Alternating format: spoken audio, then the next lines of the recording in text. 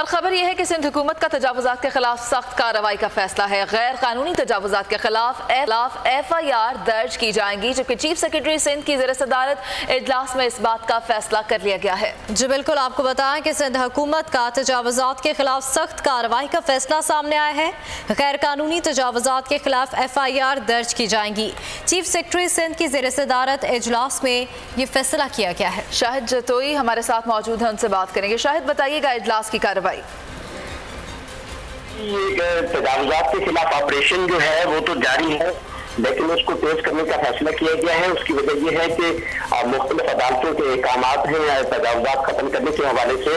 ये आज का जो इजलास था, जायजा इजलास था, जिसमें मुख्तलिफ इदारों के सरबराहान और अफसरान मौजूद थे। उनसे रिपोर्ट ली गई कि तजावुजात के खिलाफ क्या हो रहा है और अदालत के अहकामात पर क्या अमल दरामद हुआ है। तो ऐसा रिपोर्ट की रोशनी शाहिद जतोई हमारे साथ मौजूद थे, अपडेट कर रहे थे। इजलास हुआ है, आपको बताते चलें कि अहम इजलास हुआ है। चीफ सेक्रेटरी सिंध की ज़ेर सदारत इजलास में इस बात का फैसला कर लिया गया है।